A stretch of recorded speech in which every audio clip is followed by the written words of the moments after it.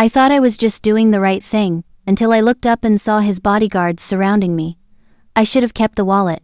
That's the thought racing through my mind, as I stand frozen in the private dining room of Castellanos, watching 6 men in tailored suits turn toward me with expressions that could crack marble. But it's the man at the head of the table who makes my blood turn to ice. Dante Moretti. Even in the dim candlelight, I recognize him from the news clippings, the whispered warnings from other waitresses, the way people cross the street when his convoy passes. Chicago's most feared crime lord doesn't look like a monster in this moment. He looks like a king surveying an unexpected interruption to his court.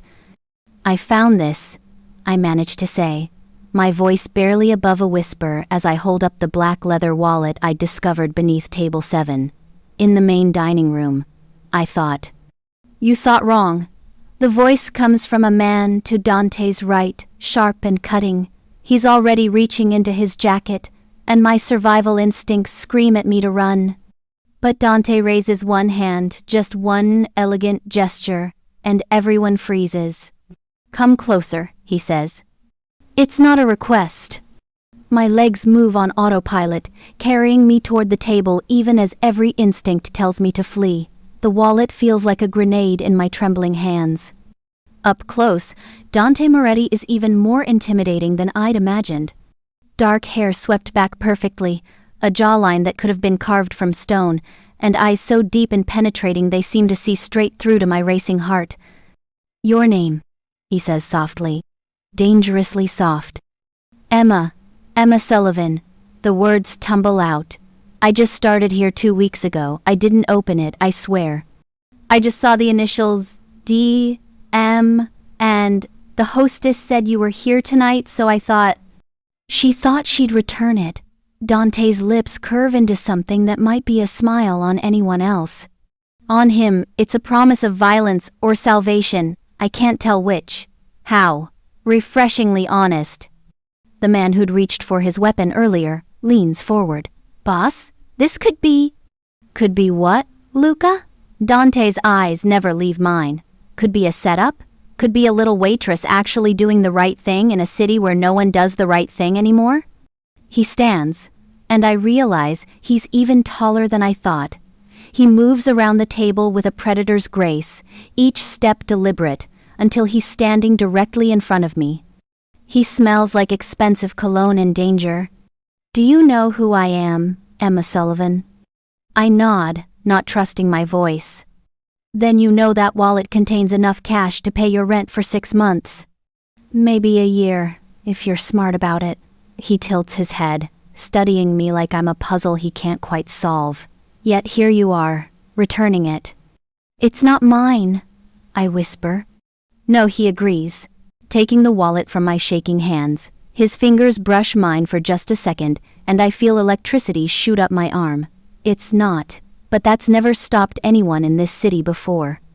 He opens the wallet, and I catch a glimpse of crisp $100 bills, several credit cards, and what looks like a photograph tucked in the sleeve. He pulls out $500 bills and holds them out to me. For your honesty. I stare at the money. $500 would mean I could finally fix my car, could pay the overdue electric bill, could breathe for the first time in months. I can't, I hear myself say. I was just doing my job.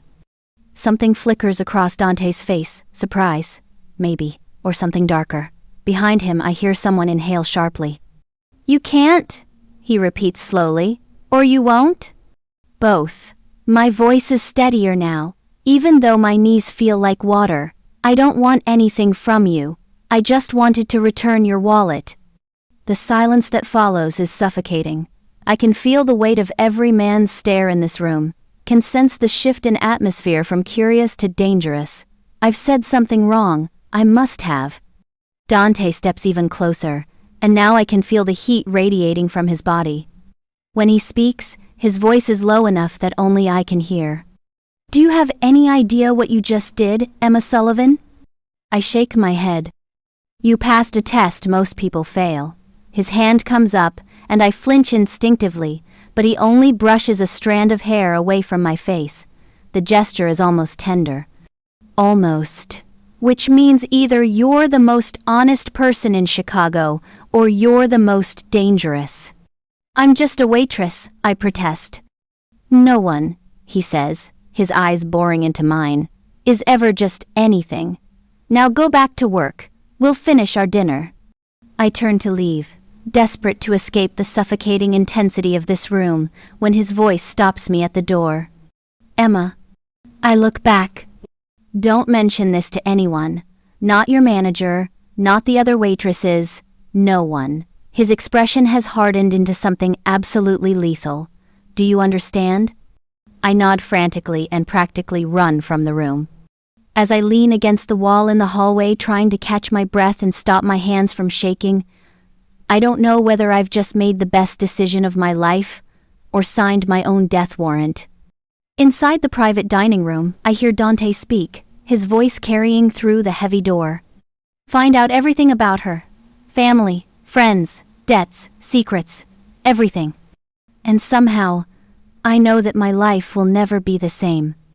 If you're hooked already, hit that like button and subscribe for part 2. Drop a comment below telling me what you think Dante's real intentions are and what country you're watching from. Is Emma in danger or is something else happening here? I don't sleep that night. Every time I close my eyes, I see Dante Moretti's face, feel the weight of his stare, hear the dangerous promise in his voice. By the time my alarm goes off at 6, I've convinced myself I imagined the whole thing. It was just a wallet. He was just a man. I'm just a waitress who did the right thing. Except Dante Moretti isn't just a man, and I know it. I splash cold water on my face and stare at my reflection in the cracked bathroom mirror of my studio apartment. Dark circles under green eyes, auburn hair that needs a proper cut, cheekbones a little too sharp from too many skipped meals. I look exactly like what I am. A 26-year-old woman barely surviving in a city that chews up and spits out people like me. This wasn't supposed to be my life. 3 years ago, I was in nursing school, had a plan, had a future. Then my mom got sick, stage 4 cancer. I dropped out to take care of her, burned through our savings, took out loans I couldn't afford.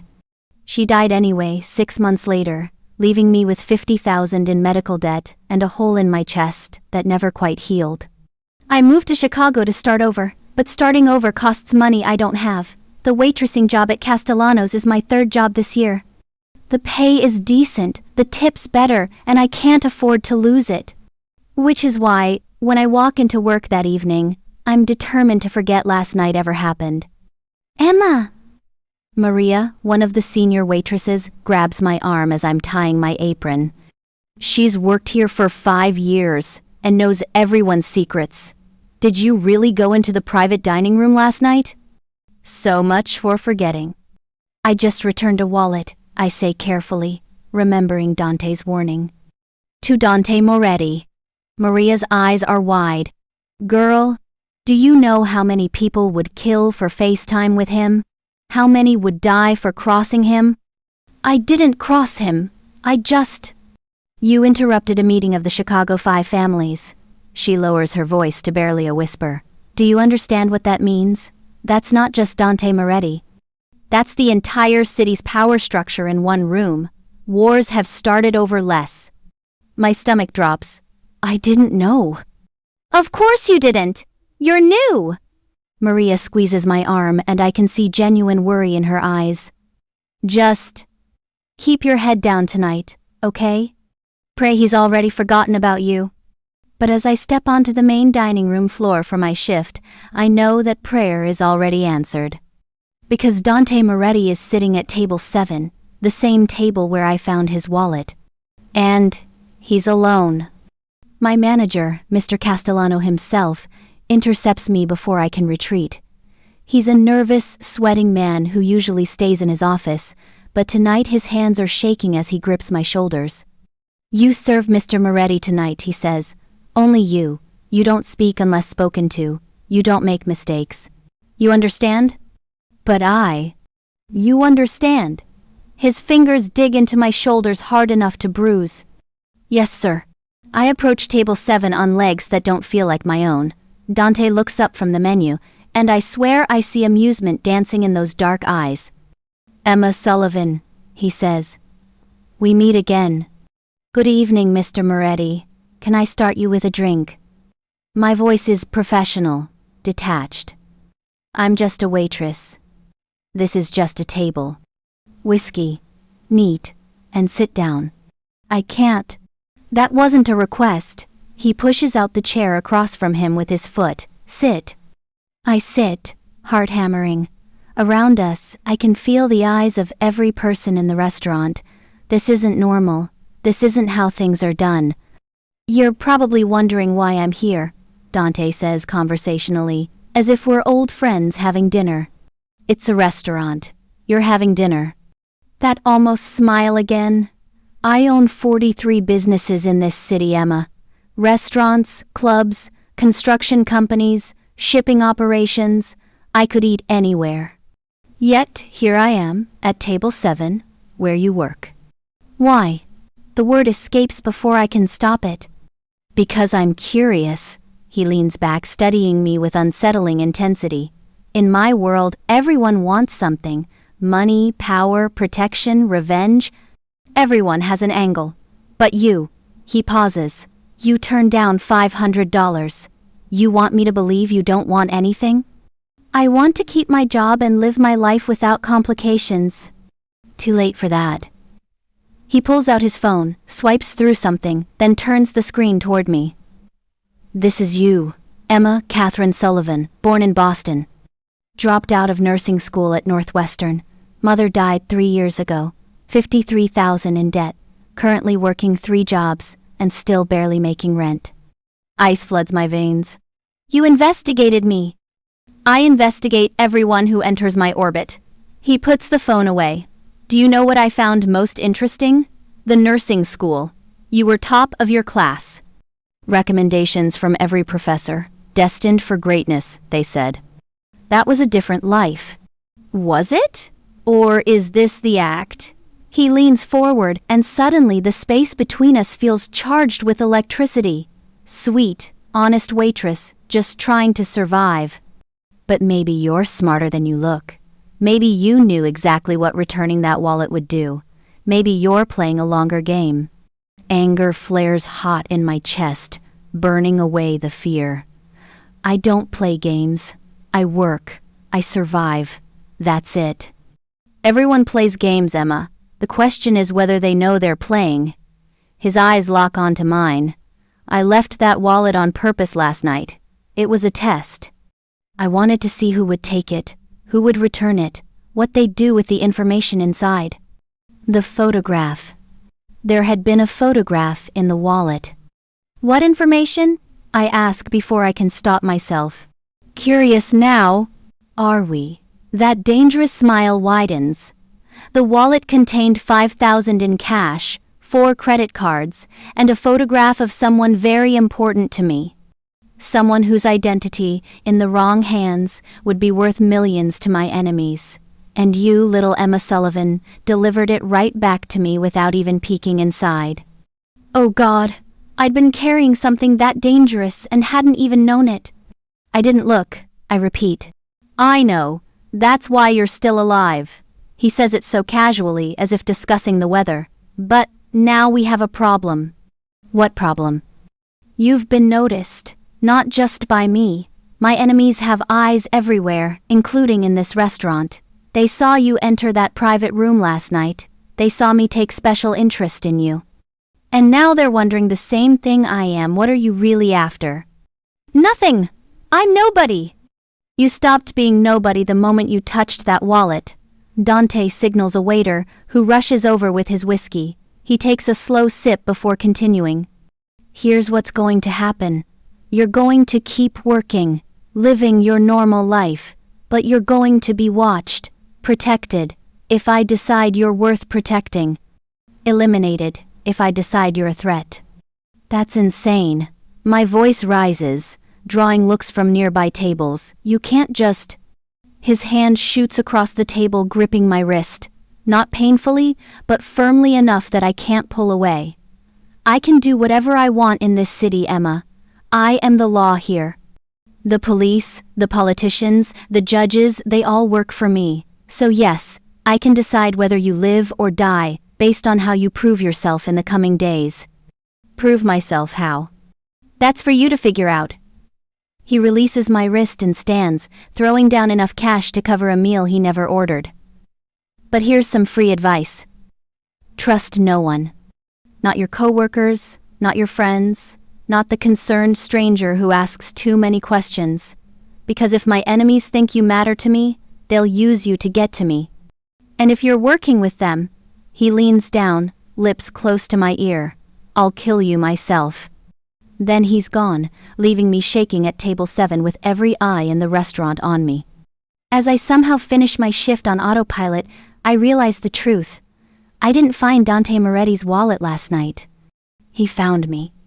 And now I'm trapped in a game I don't understand, with rules I don't know, and stakes I can't afford to lose. When I finally leave Castellanos at midnight, there's a black SUV parked across the street, watching, waiting. The game, whatever it is, has already begun. This is getting intense! Smash that like button if you're as hooked as I am, and subscribe so you don't miss what happens next. Comment below, do you think Emma should run or stay? And tell me what country you're watching from. They follow me for 3 days. Black SUVs with tinted windows. Men in suits who linger too long at the coffee shop where I work mornings. A woman who shows up at the gym where I clean equipment on weekends. Watching me from the treadmill with cold, calculating eyes. I tell myself I'm being paranoid, but paranoia is just survival instinct when someone like Dante Moretti has you in his crosshairs. On the 4th day, everything changes. I'm walking home from my evening shift at Castellanos, taking my usual route through the half-lit streets of my neighborhood. It's not the safest area, but rent is cheap, and I can't afford better. The black SUV has been trailing me for 6 blocks, keeping a steady distance, when a second vehicle cuts me off at the intersection. This one is different. Silver sedan, no tinted windows, and the men who step out aren't wearing expensive suits, they're wearing the kind of clothes that blend into shadows. Emma Sullivan? The man approaching is tall, thin, with a scar running down his left cheek. He's smiling, but there's nothing friendly about it. I take a step back. Behind me, I hear the doors of the black SUV open. Stay away from her. The voice is deep, authoritative. I recognize him, Luca, the man from the private dining room who'd reached for his weapon. Now he's standing between me and the scarred man, and there's a gun in his hand. Easy, friend. Scarred man raises his hand, still smiling. We're just here to deliver a message. Whatever message you have, you can deliver through proper channels. Proper channels? The man laughs. Is that what we're calling it now? Tell Moretti that Miss Sullivan here has caught more attention than just his. Tell him that returning that wallet? That was noticed by a lot of people. People who want to know why he's suddenly so interested in a nobody waitress. She's under protection, Lucas says flatly. Protection. The word drips with mockery. For how long? Until Moretti gets bored? Until he decides she knows too much? We both know how this ends for girls like her. Before I can process what's happening, the scarred man pulls out a photograph and tosses it at my feet. Think about that, sweetheart. Think about whether you really want to be Dante Moretti's newest obsession. Because the last woman he was obsessed with? He whistles low. Well, let's just say she's not around anymore to tell her side of the story. Then he's gone, back in the silver sedan, disappearing into the night traffic. Luca holsters his gun and turns to me, his expression hard. Get in the car. What? No, I'm going home. You don't have a choice anymore, Miss Sullivan. Boss wants to see you. Now. 20 minutes later, I'm standing in an office that screams old money and absolute power. Floor-to-ceiling windows overlooking Lake Michigan. Furniture that probably costs more than I'll make in my lifetime. And behind a massive mahogany desk, Dante Moretti, looking even more dangerous in casual clothes than he did in his suit. Sit, he orders without looking up from the papers he's reading. I'd rather stand. Now he looks up, one eyebrow raised. You'd rather stand. How brave. He sets down his pen with deliberate care. Luca told me about the encounter. Alessandro Russo's men. Who? My biggest rival, the man who'd love nothing more than to see me dead. Dante stands, moving to the windows. Against the city lights, he looks like something out of a dark fairy tale. 3 days ago, Alessandro lost a major shipment. $5 million worth of merchandise. Gone. He thinks I'm responsible. He thinks I'm preparing to move against him. What does that have to do with me? Everything. He turns, and the intensity in his gaze makes me take an involuntary step back. You walked into my meeting, you handed me something valuable in front of witnesses. And now everyone in the Chicago underworld is asking themselves the same question. Who is Emma Sullivan, and why does she matter to Dante Moretti? I don't matter to you. I returned a wallet. You think it's that simple? He crosses the distance between us in 3 strides, and suddenly he's close enough that I can see the flecks of gold in his dark eyes. You want to know what was in that photograph? The one in my wallet? I don't answer, but he pulls out his phone anyway, shows me the screen. It's a picture of a little girl, maybe 5 years old, with dark curls and a gap-toothed smile. My daughter, he says quietly. Isabella. She lives with her mother in a secure location that only 3 people know. If that photograph, with the timestamp and location data embedded in it, had fallen into the wrong hands. He doesn't finish the sentence. He doesn't have to. I didn't know. I whisper. No, you didn't. That's what makes you either incredibly innocent or incredibly dangerous. He takes the phone back, and for just a moment, I see something human flicker across his face. Worry, fear, love. Then it's gone, replaced by cold calculation. But Alessandro doesn't care about intent. He's seen you, his men have made contact, which means you're now a target. Then let me go. I'll leave Chicago. I'll... Run? Dante laughs, but there's no humor in it. Where would you go that Alessandro couldn't find you? He has resources in every major city. You'd be dead within a week. So what am I supposed to do? You're supposed to stay close, under my protection, until I figure out what game Alessandro is really playing. I'm not staying with you. It's not a negotiation. His voice drops to something deadly. You have 2 choices, Emma. You can accept my protection and live, or you can walk out that door and be dead by morning. Choose. I stare at him, this man who holds my life in his hands like it's nothing, and I want to scream, want to cry, want to fight. But I'm not stupid. I saw the cold professionalism in Luca's eyes, saw the hunger in Alessandro's men. I'm in over my head in water so deep I can't even see the bottom. If I stay, I say slowly, what does that mean exactly? It means you move into one of my secured properties. It means you quit your other jobs. I'll cover your expenses. It means you do exactly what I tell you, when I tell you. And it means... He pauses, something unreadable crossing his face. It means everyone will assume you're mine. My woman. Under my protection and in my bed. What? The word comes out strangled. Perception is everything in my world. If people think you're just another business complication, you're expendable. But if they think you're someone I care about, someone who matters to me personally, he shrugs. Then touching you becomes a direct attack on me. And no one wants that war. You want me to pretend to be your girlfriend? I want you to pretend to be much more than that. He moves closer again, and this time when he reaches out, his fingers trace along my jawline. The touch is gentle, almost reverent, but there's steel underneath. I want everyone to believe that you're the woman who made Dante Moretti soft, the woman he'd burn the city down for, the woman he'd kill for. And if I refuse? His hand drops away. Then you're no use to me, and I'll throw you to Alessandro myself. The room spins. This can't be happening. 4 days ago I was just a waitress. Now I'm a pawn in a war between crime families, being forced to play the lover of the most dangerous man in Chicago. How long, I ask. How long would I have to do this? Until Alessandro makes his move. Could be days, could be weeks.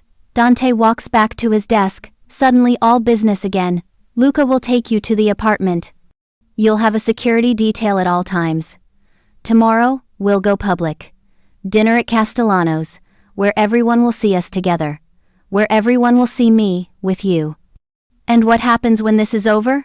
When Alessandro makes his move and you don't need me anymore? For the first time I see something like regret in his eyes. Then you go back to your life, and you forget this ever happened. But we both know that's a lie. You don't forget men like Dante Moretti. You don't walk away from this world unscathed. As Luca escorts me out, I glance back one last time. Dante is standing at the window again, looking out over the city he controls. And I realize that I'm not the only one trapped in this game. He's just as much a prisoner as I am. The only difference is, his cage is made of power instead of fear. Holy tension! Drop a like if you're desperate for the next chapter. Subscribe so you don't miss a single second of this twisted romance. Comment, Team Dante or Team Run? And what country are you streaming from? The apartment Luca takes me to is a penthouse in downtown Chicago. Floor-to-ceiling windows, modern furniture, a kitchen bigger than my entire studio. It's beautiful, luxurious, and feels like a gilded cage. Someone will bring your things tomorrow, Luca says from the doorway. Don't try to leave. There are guards on every exit, cameras everywhere. For your protection, he adds. But we both know what he means. I'm a prisoner. When he leaves, I stand in the middle of this pristine living room and finally let myself break. Hot tears stream down my face as I sink to the floor, wrapping my arms around my knees. How did my life spiral so completely out of control? All I did was return a wallet. All I did was try to do the right thing. And now I'm trapped in the orbit of a man who could destroy me with a word. I cry until there are no tears left, until I'm numb and exhausted. Then I force myself to stand, to wash my face, to breathe. Falling apart won't save me. If I'm going to survive this, I need to think clearly. The apartment has 3 bedrooms. I choose the smallest, farthest from the main living area. I need space, distance, something that feels like it's mine in this place that isn't mine at all. I'm lying in bed, staring at the ceiling, when I hear the front door open. My heart lurches. The clock reads 2:47 a.m. I didn't hear any alarms, any warnings. Whoever just entered had permission to be here. Footsteps in the hallway, coming closer. I sit up just as my bedroom door swings open. Dante Moretti stands in the doorway, still dressed in dark slacks, and a white shirt with the sleeves rolled up. He looks exhausted, his hair slightly mussed, a cut above his eyebrow that wasn't there before. What happened? The words escape before I can stop them. Alessandro sent a message. He moves into the room without invitation, heading straight for the ensuite bathroom. Nothing I couldn't handle. You're bleeding. I've had worse. But I hear the weariness in his voice, see the way he's favoring his left side. Something compels me to follow him. Maybe it's the nursing training I never finished. Maybe it's simple human compassion. Or maybe it's something more dangerous, curiosity about this man who holds my fate in his blood-stained hands. In the bathroom, Dante is already pulling his shirt over his head, revealing a torso marked with old scars and new bruises. The cut above his eyebrow is still bleeding sluggishly. Sit, I order, surprised by the steadiness in my voice. He looks at me, something flickering in his eyes. Surprise maybe, but he sits on the edge of the bathtub. I find the first aid kit under the sink. Of course there's a first aid kit, probably stocked for exactly this kind of scenario, and wet a clean cloth. When I step between his legs to clean the cut, I feel the heat radiating from his body. See the way his jaw clenches as I dab at the wound. It's not deep, I murmur. Butterfly bandages should hold it. Nurse Sullivan, he says softly. I almost forgot. I'm not a nurse. I dropped out, remember? You had me investigated. I remember everything about you, Emma. His hand comes up, catching my wrist as I'm applying the bandage. The question is, what do you remember about me? I remember you threatened to kill me. Did I? His thumb traces circles on my inner wrist, right where my pulse is hammering. Or did I offer to protect you? Same thing. In your world. You're learning. He pulls me closer, until I'm standing fully between his spread thighs, until our faces are inches apart. What else have you learned about my world? That everyone in it is either predator or prey. And which are you, Emma? I should step back, should maintain distance. But something about this moment, the late hour, the vulnerability of his injuries, the way he's looking at me like I'm a puzzle he desperately wants to solve makes me brave. I'm the person who returned your wallet, I say quietly. I'm the person who didn't take your money. I'm the person who, despite everything you've done to me, is still standing here bandaging your wounds instead of letting you bleed. So you tell me, Dante, what does that make me? His eyes darken. Dangerous. That's what that makes you. I'm the dangerous one? I laugh, but it comes out bitter. You're the mafia boss, the killer, the man who makes people disappear. I'm just... You're the woman who makes me question everything. The words are rough, torn from somewhere deep. Do you know what that means? In my position, hesitation is death. Emotions are weaknesses enemies exploit. I can't afford to care about anyone beyond my daughter. I can't afford to wonder about someone's motivations, their past, their pain. But you. His other hand comes up, cupping my face. You walked into my life and now I can't stop thinking about why you really returned that wallet, what you want, who you are beneath this frightened waitress act. It's not an act. Isn't it? His thumb brushes across my lower lip. The girl who cried in this bedroom an hour ago? She's terrified. But the woman standing here now, touching me without fear, calling me by my first name, she's something else entirely. My breath catches. You heard me crying? I hear everything in properties I own. These walls have ears, Emma. Cameras in common areas. Did you think I'd leave you truly unwatched? I should be horrified, angry, but instead all I feel is a strange, twisted understanding. You don't trust anyone. I can't afford to, but his voice has softened, and his hands are still on me, gentle despite their lethal capability. Every person in my life wants something. Loyalty is bought, not earned. Love is a liability. Trust is a luxury I gave up the day I inherited my father's empire at 22 years old. That's a lonely way to live. Lonely keeps me alive. He stands abruptly, and suddenly I'm the one backed against the sink, his body caging mine. But you make me forget that. You make me wonder what it would be like to trust someone who doesn't want my power or fear my wrath, someone who just sees me. I do see you. The words tumble out before I can stop them. I see a man who carries a photo of his daughter in his wallet. Who left that wallet as a test because he's so desperate to find one honest person in a dishonest world? Who came here bleeding in the middle of the night not because he wanted medical attention, but because... I pause, realization dawning. Because he wanted to see if I'd care. His jaw clenches. Careful, Emma. You're seeing too much. Isn't that what you wanted? Someone who sees you? I wanted to know if you could be trusted. That's different. Is it? I tilt my head, meeting his fierce gaze without flinching. Because I think you're just as scared as I am. Scared that I might be real. Scared that honesty might actually exist. Scared that if you let yourself believe in me, I'll betray you like everyone else. For a long moment, we just stare at each other.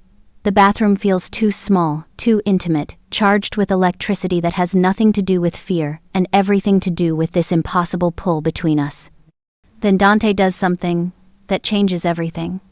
He kisses me. Not gentle, not tentative. He kisses me like a man drowning and I'm air.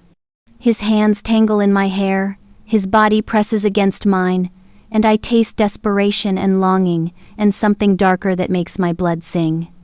I should push him away, should remember that he's dangerous, that this is manipulation, that I'm his prisoner playing pretend for his enemies. But instead, I kiss him back. Because somewhere between the wallet and this moment, between fear and fascination, I stopped seeing Dante Moretti as just a monster. I started seeing the man underneath the one who carries his daughter's photo, who tests humanity with leather and cash, who bleeds and hurts and wants to believe in something good. When we finally break apart, Both breathing hard, Dante rests his forehead against mine. "This is a mistake," he whispers. "Probably. You should hate me." "I should. But you don't. It's not a question." And that's when I realize the terrible truth. Somewhere in the past 4 days, in the fear and danger and forced proximity, I've started to see Dante Moretti not as my captor but as someone equally trapped by circumstances neither of us chose. "No," I admit. "I don't hate you, God help me, but I don't." He pulls back, and the vulnerability in his eyes steals my breath. "Then we're both fools, because this," he gestures between us, "this will only end in blood and betrayal. It always does." "Maybe. Or maybe." I touch his face, feeling the scratch of stubble, the warmth of skin. "Maybe we're both tired of being alone." Something breaks in his expression. Without another word, he sweeps me into his arms and carries me to the master bedroom. When he lays me on his bed, I know I'm crossing a line I can never uncross. But for the first time in 3 days, I don't feel like a prisoner. I feel like someone who matters. Even if it's to the most dangerous man in Chicago.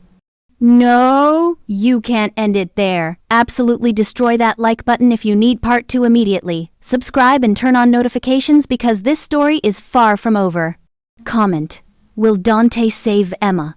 Can he save both? What's going to happen?